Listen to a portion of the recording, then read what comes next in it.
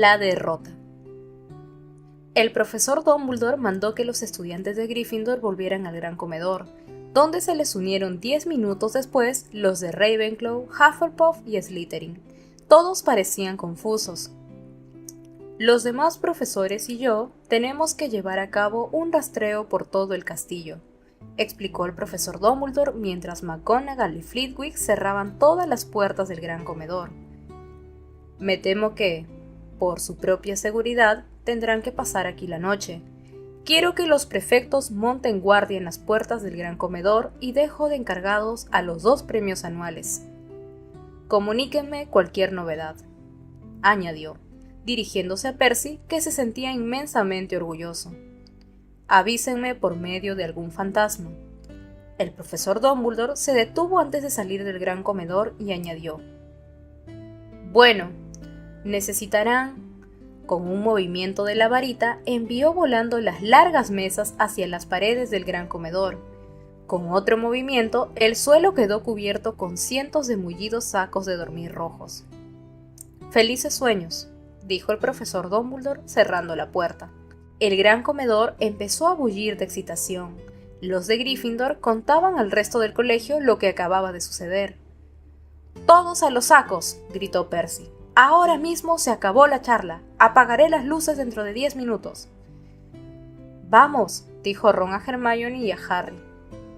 Cogieron 3 sacos de dormir y se los llevaron a un rincón. ¿Creen que Black sigue en el castillo?, susurró Hermione con preocupación. Evidentemente, Dumbledore piensa que es posible, dijo Ron. Es una suerte que haya elegido esta noche. ¿Se dan cuenta?, dijo Hermione mientras se metían vestidos en los sacos de dormir y se apoyaban en el codo para hablar. La única noche que no estábamos en la torre. Supongo que con la huida no sabrá en qué día vive, dijo Ron. No se ha dado cuenta de que es Halloween. De lo contrario, habría entrado aquí a saco. Hermione se estremeció. A su alrededor todos se hacían la misma pregunta. ¿Cómo ha podido entrar? A lo mejor sabe cómo aparecerse, dijo un alumno de Ravenclaw que estaba cerca de ellos. Como salir de la nada. A lo mejor se ha disfrazado, dijo uno de Hufflepuff de 5º curso. Podría haber entrado volando, sugirió Dean Thomas. Hay que ver. ¿Es que soy la única persona que ha leído la historia de Hogwarts?, preguntó Hermione a Harry y a Ron, perdiendo la paciencia. Casi seguro, dijo Ron. ¿Por qué lo dices? Porque el castillo no está protegido solo por muros, indicó Hermione, sino también por todo tipo de encantamientos para evitar que nadie entre furtivamente. No es tan fácil aparecerse aquí, y quisiera ver el disfraz capaz de engañar a los dementores. Vigilan cada una de las entradas a los terrenos del colegio. Si hubiera entrado volando, también lo habrían visto. Filch conoce todos los pasadizos secretos y estarán vigilados.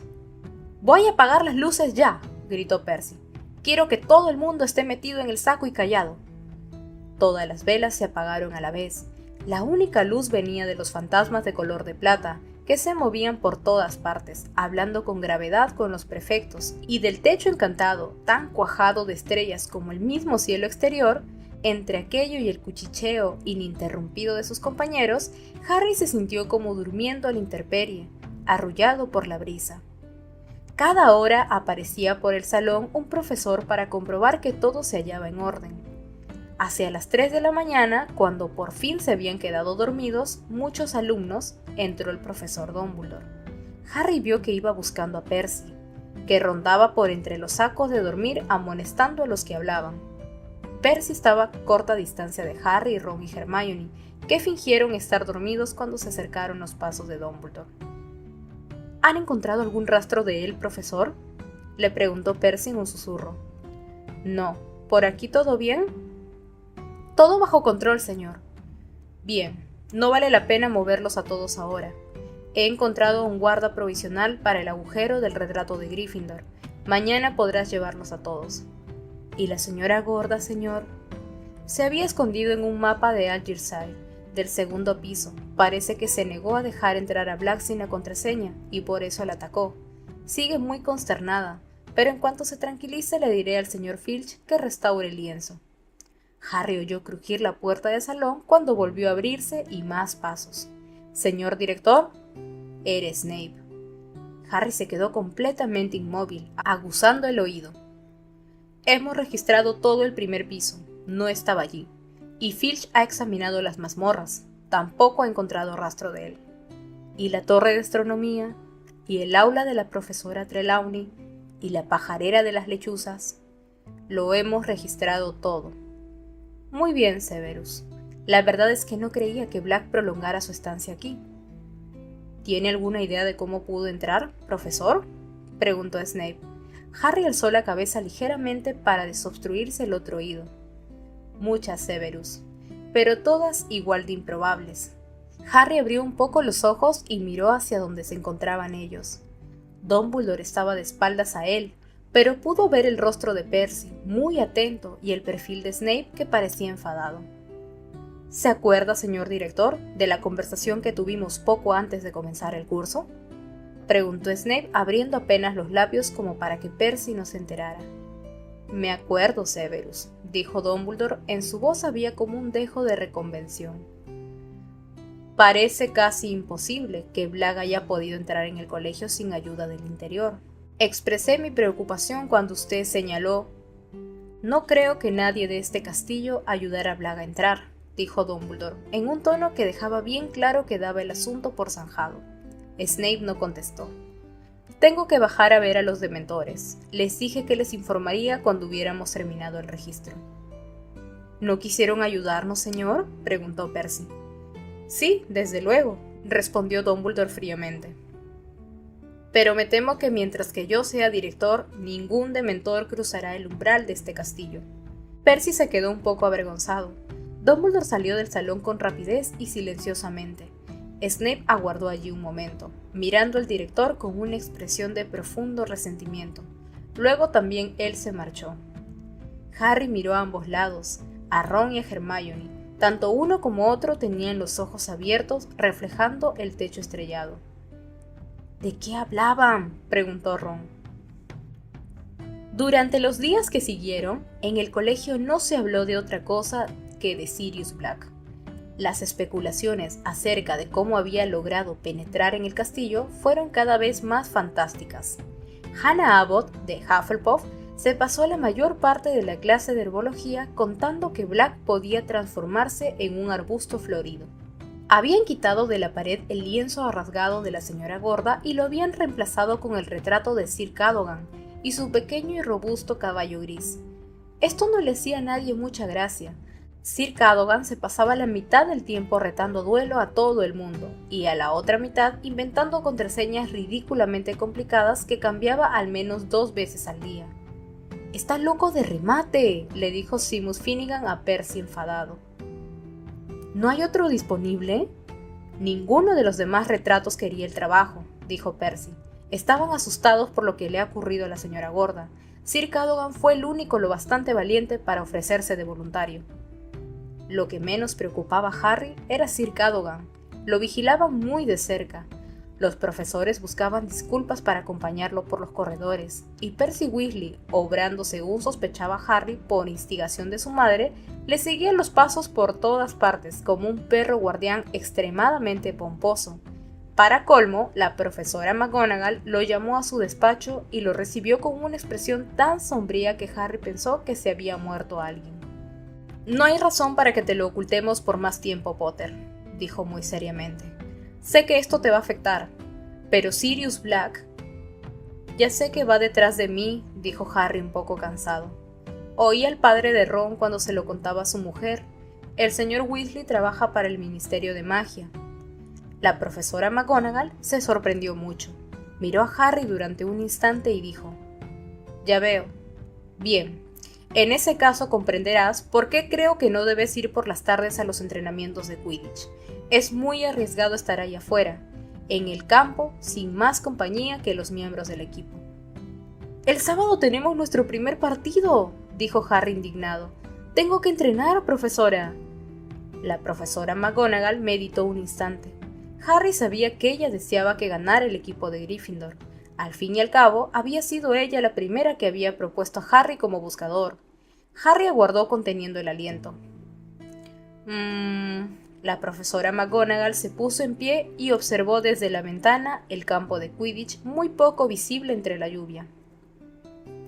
Bien, te aseguro que me gustaría que por fin ganáramos la copa. De todas formas, Potter estaría más tranquila si un profesor estuviera presente. Pediré a la señora Hooch que supervise tus sesiones de entrenamiento. El tiempo empeoró.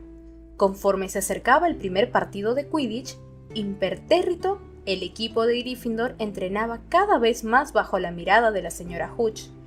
Luego, en la sesión final de entrenamiento que precedió al partido del sábado, Oliver Wood comunicó a su equipo una noticia no muy buena. No vamos a jugar contra Slytherin, les dijo muy enfadado. Flynn acaba de venir a verme. Vamos a jugar contra Hufflepuff. ¿Por qué?, preguntaron todos. La excusa de Flynn es que su buscador aún tiene el brazo lesionado, dijo Wood rechinando con furia los dientes. Pero está claro el verdadero motivo. No quieren jugar con ese tiempo porque piensan que tendrán menos posibilidades. Durante todo el día había soplado un ventarrón y caído un aguacero. Mientras hablaba Wood se oía retumbar los truenos. No le pasa nada al brazo de Malfoy, dijo Harry furioso. Está fingiendo. Lo sé, pero no lo podemos demostrar, dijo Wood con acritud. Y hemos practicado todos estos movimientos suponiendo que íbamos a jugar contra Slytherin, y en su lugar tenemos a Hufflepuff, y su estilo de juego es muy diferente. Tienen un nuevo capitán buscador, Cedric Diggory. De repente, Angelina, Alicia y Katie soltaron una carcajada. ¿Qué?, preguntó Wood frunciendo la frente ante aquella actitud. ¿Es ese chico alto y guapo, verdad?, preguntó Angelina. Y tan fuerte y callado, añadió Katie y volvieron a reírse. Es callado porque no es lo bastante inteligente para juntar dos palabras, dijo Fred. No sé qué te preocupa, Oliver. Los de Hufflepuff son pan comido. La última vez que jugamos con ellos, Harry cogió el snitch al cabo de unos 5 minutos. ¿No se acuerdan? Jugábamos en condiciones muy distintas, gritó Wood con los ojos muy abiertos. Diggory ha mejorado mucho el equipo. Es un buscador excelente. Ya sospechaba que se lo tomaran así. No debemos confiarnos. Hay que tener bien claro el objetivo. Slytherin intenta pillarnos desprevenidos. Hay que ganar. Tranquilízate, Oliver, dijo Fred alarmado. Nos tomamos muy en serio a Hufflepuff, muy en serio. El día anterior al partido, el viento se convirtió en un huracán y la lluvia cayó con más fuerza que nunca. Estaba tan oscuro dentro de los corredores y las aulas se encendieron más antorchas y faroles. El equipo de Slytherin se daba aires, especialmente Malfoy. «Ay, si mi brazo estuviera mejor», suspiraba mientras el viento golpeaba las ventanas. Harry no tenía sitio en la cabeza para preocuparse por otra cosa que el partido del día siguiente. Entre clase y clase, Oliver Wood se le acercaba a toda prisa para darle consejos. La tercera vez que sucedió, Wood habló tanto que Harry se dio cuenta de pronto de que llegaba 10 minutos tarde a la clase de defensa contra las artes oscuras, y echó a correr mientras Wood le gritaba: «Diggory tiene un regate muy rápido, Harry. Tendrás que hacerle una vaselina». Harry frenó al llegar a la puerta del aula de defensa contra las artes oscuras. La abrió y entró apresuradamente. «Lamento llegar tarde, profesor Lupin, yo...». Pero no era Lupin quien lo miraba desde la mesa del profesor. Era Snape. «La clase ha comenzado hace 10 minutos, Potter, así que creo que descontaremos a Gryffindor 10 puntos. Siéntate». Pero Harry no se movió. «¿Dónde está el profesor Lupin?», preguntó. «No se encuentra bien para dar clase hoy», dijo Snape con una sonrisa contrahecha. «Creo que te he dicho que te sientes». Pero Harry permaneció donde estaba. «¿Qué le ocurre?». A Snape le brillaron sus ojos negros. «Nada que ponga en peligro su vida», dijo como si deseara lo contrario. 5 puntos menos para Gryffindor y si te tengo que volver a decir que te sientes serán 50. Harry se fue despacio hacia su sitio y se sentó. Snape miró a la clase. «Como decía, antes de que nos interrumpiera Potter, el profesor Lupin no ha dejado ninguna información acerca de los temas que han estudiado hasta ahora. Hemos estudiado los Boggars, los Gorros Rojos, los Capas y los Grindylows», informó Hermione rápidamente. «Y estábamos a punto de comenzar». «Cállate», dijo Snape fríamente. «No te he preguntado. Solo comentaba la falta de organización del profesor Lupin». Es el mejor profesor de defensa contra las artes oscuras que hemos tenido, dijo Dean Thomas con atrevimiento, y la clase expresó su conformidad con murmullos. Snape puso el gesto más amenazador que le habían visto. Son fáciles de complacer. Lupin apenas les exige esfuerzo. Yo daría por hecho que los de primer curso son ya capaces de manejarse con los gorros rojos y los Grindylows. Hoy veremos... Harry vio hojear el libro de texto hasta llegar al último capítulo que debía de imaginarse que no habían visto. Los hombres lobo, concluyó Snape. Pero profesor, dijo Hermione, que parecía incapaz de contenerse. Todavía no podemos llegar a los hombres lobo. Está previsto comenzar con los Hinky Punks. Señorita Granger, dijo Snape con voz calmada. Creía que era yo y no usted quien daba la clase. Ahora abran todos el libro por la página 394. Miró a la clase.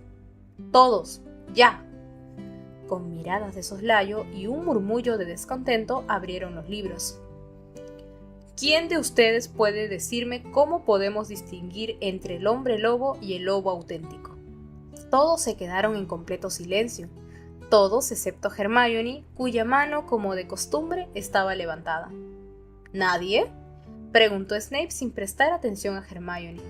La sonrisa contrahecha había vuelto a su rostro. Es que el profesor Lupin no les ha enseñado ni siquiera la distinción básica entre... Ya se lo hemos dicho, dijo de repente Parvati. No hemos llegado a los hombres lobo. Estamos todavía por... Silencio, gruñó Snape. Bueno. Nunca creí que encontraría una clase de tercero que ni siquiera fuera capaz de reconocer a un hombre lobo. Me encargaré de informar al profesor Dumbledore de los atrasados que están todos. Por favor, profesor, dijo Hermione, que seguía con la mano levantada. El hombre lobo difiere del verdadero lobo en varios detalles. El hocico del hombre lobo es la segunda vez que habla sin que te corresponda, señorita Granger, dijo Snape con frialdad. 5 puntos menos para Gryffindor por ser una sabelotodo insufrible. Hermione se puso muy colorada. Bajó la mano y miró al suelo con los ojos llenos de lágrimas. Un indicio de hasta qué punto odiaban todos a Snape era que lo estaban fulminando con la mirada. Todos en alguna ocasión habían llamado sabelotodo a Hermione, y Ron, que lo hacía por lo menos 2 veces a la semana, dijo en voz alta: Usted nos ha hecho una pregunta, y ella le ha respondido. ¿Por qué pregunta si no quiere que se le responda? Sus compañeros comprendieron al instante que ya había ido demasiado lejos. Te quedarás castigado, Weasley, dijo Snape con voz suave y acercando el rostro al de Ron. Y si vuelvo a oírte criticar mi manera de dar clase, te arrepentirás.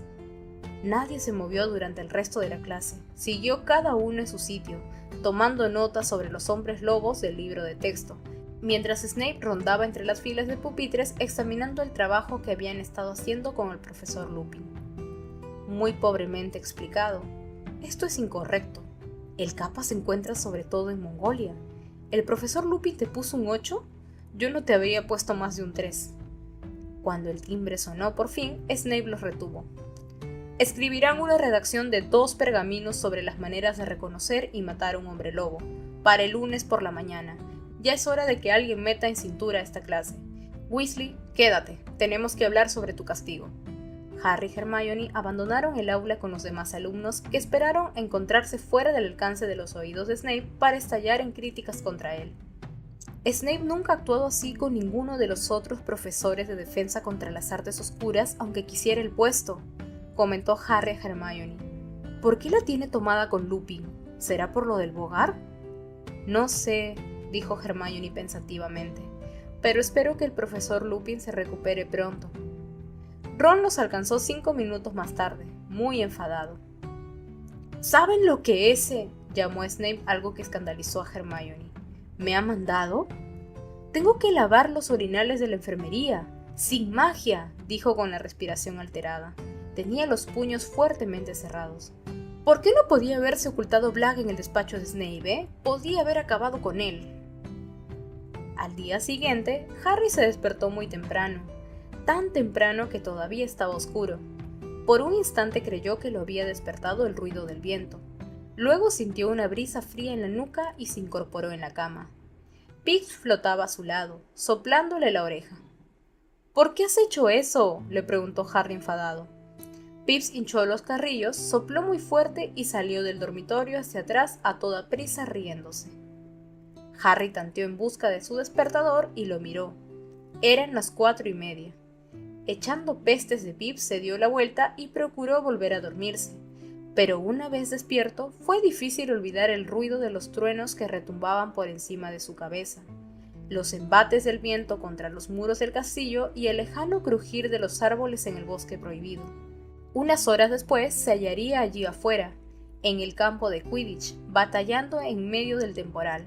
Finalmente, renunció a su propósito de volver a dormirse, se levantó, se vistió, cogió su Nimbus 2000 y salió silenciosamente del dormitorio. Cuando Harry abrió la puerta, algo le rozó la pierna. Se agachó con el tiempo justo de coger a Crookshanks por el extremo de la cola peluda y sacarlo a rastras. ¿Sabes? Creo que Ron tiene razón sobre ti, le dijo Harry receloso. Hay muchos ratones por aquí, ve a cazarlos, vamos, añadió echando a Crookshanks con el pie para que bajara por la escalera de caracol.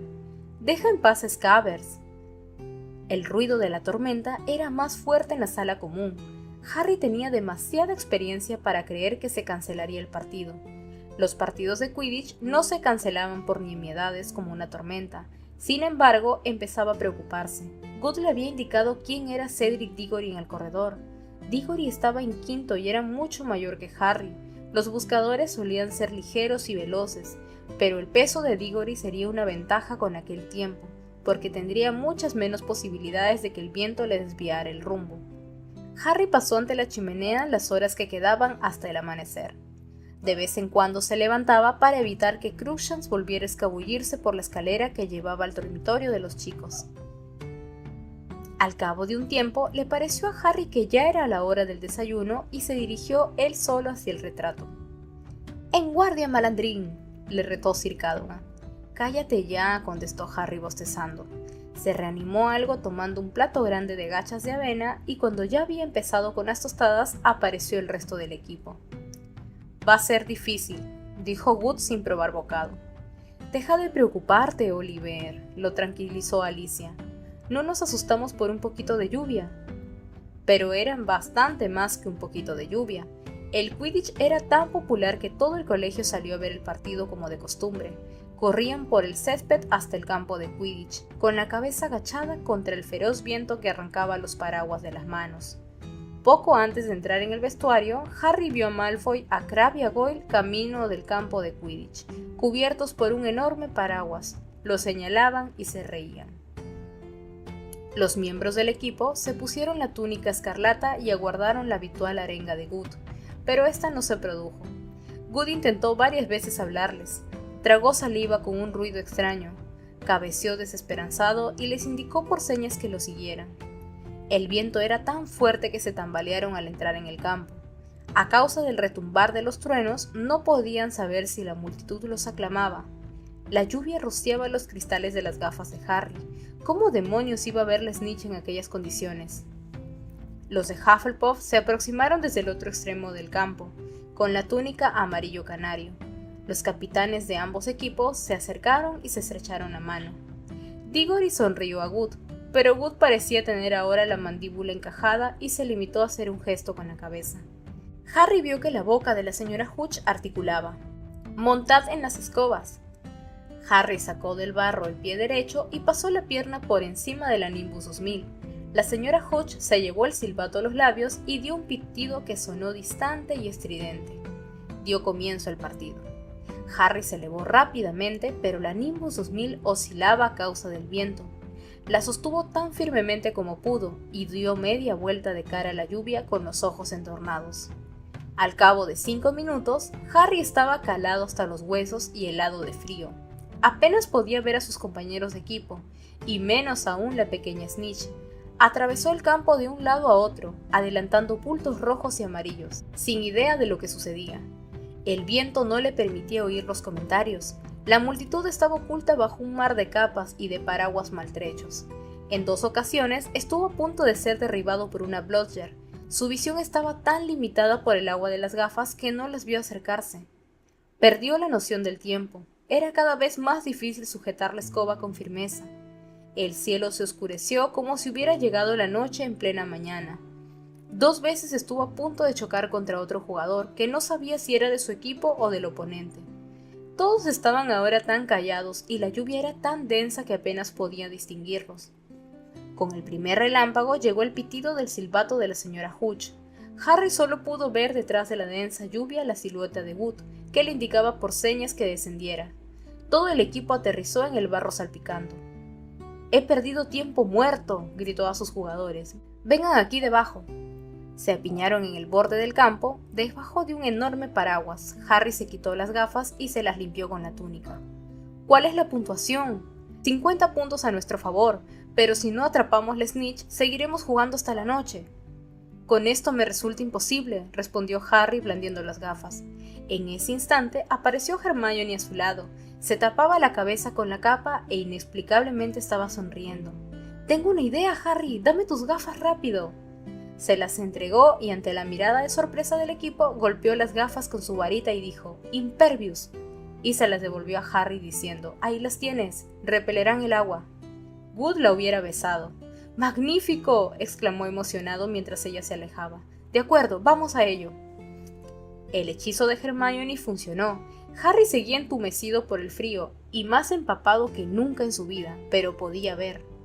Lleno de una renovada energía, aceleró la escoba a través del aire turbulento buscando en todas direcciones la snitch, esquivando una bludger pasando por debajo de Diggory que volaba en dirección contraria. Brilló otro rayo seguido por el retumbar de un trueno. La cosa se ponía cada vez más peligrosa. Harry tenía que atrapar la snitch cuanto antes. Se volvió intentando regresar hacia la mitad del campo, pero en ese momento otro relámpago iluminó las gradas, y Harry vio algo que lo distrajo completamente. La silueta de un enorme y lanudo perro negro, claramente perfilada contra el cielo, inmóvil en la parte superior y más vacía de las gradas. Las manos entumecidas le resbalaron por el palo de la escoba, y la Nimbus descendió varios metros. Retirándose de los ojos el flequillo empapado, volvió a mirar hacia las gradas. El perro había desaparecido. «¡Harry!», gritó Wood angustiado desde los postes de Gryffindor. «¡Harry, detrás de ti!». Harry miró hacia atrás con los ojos abiertos de par en par. Cedric Diggory atravesaba el campo a toda velocidad y entre ellos, en el aire cuajado de lluvia, brillaba una diminuta bola dorada. Con un sobresalto, Harry pegó el cuerpo al palo de la escoba y se lanzó hacia el snitch como una bala. «¡Vamos!», gritó a la Nimbus al mismo tiempo que la lluvia le azotaba la cara. «¡Más rápido!». Pero algo extraño pasaba. Un inquietante silencio caía sobre el estadio. Ya no se oía el viento, aunque soplaba tan fuerte como antes. Era como si alguien hubiera quitado el sonido, o como si Harry se hubiera vuelto sordo de repente. ¿Qué sucedía? Y entonces le penetró en el cuerpo una ola de frío horrible y ya conocida, exactamente en el momento en que veía algo que se movía por el campo debajo de él. Antes de que pudiera pensar, Harry había apartado la vista del snitch y había mirado hacia abajo. Abajo había al menos 100 dementores con el rostro tapado, y todos señalándole. Fue como si le subiera agua helada por el pecho y le cortara por dentro, y entonces volvió a oírlo. Alguien gritaba dentro de su cabeza. Una mujer. «¡A Harry no! ¡A Harry no! ¡A Harry no, por favor! ¡Apártate, estúpida! ¡Apártate! ¡A Harry no! Te lo ruego, no! Mátame a mí, por favor, mátame a mí en su lugar». A Harry se le había enturbiado el cerebro con una especie de niebla blanca. ¿Qué hacía? ¿Por qué montaba una escoba voladora? Tenía que ayudarla. La mujer iba a morir. La iban a matar. Harry caía entre la niebla helada. «A Harry no, por favor, ten piedad, te lo ruego, ten piedad». Alguien de voz estridente estalló en carcajadas. La mujer gritaba y Harry no se enteró de nada más. «Ha tenido suerte de que el terreno estuviera blando. Creí que se había matado. Pero si ni siquiera se ha roto las gafas». Harry oía las voces, pero no encontraba sentido a lo que decían. No tenía ni idea de dónde se hallaba, ni de por qué se encontraba en aquel lugar, ni de qué hacía antes de aquel momento. Lo único que sabía era que le dolía cada centímetro del cuerpo como si le hubieran dado una paliza. «Es lo más pavoroso que he visto en mi vida». Horrible, lo más pavoroso, figuras negras con capucha, frío, gritos. Harry abrió los ojos de repente. Estaba en la enfermería. El equipo de Quidditch de Gryffindor, lleno de barro, rodeaba la cama. Ron y Hermione estaban allí también y parecían haber salido de la ducha. ¡Harry!, exclamó Fred, que parecía exageradamente pálido bajo el barro. ¿Cómo te encuentras? La memoria de Harry fue recuperando los acontecimientos por orden. El relámpago, el Grim, la Snitch y los dementores. ¿Qué sucedió?, dijo incorporándose en la cama tan de repente que los demás ahogaron un grito. «¡Te caíste!», explicó Fred. «Debieron de ser, ¿cuántos? ¿20 metros?»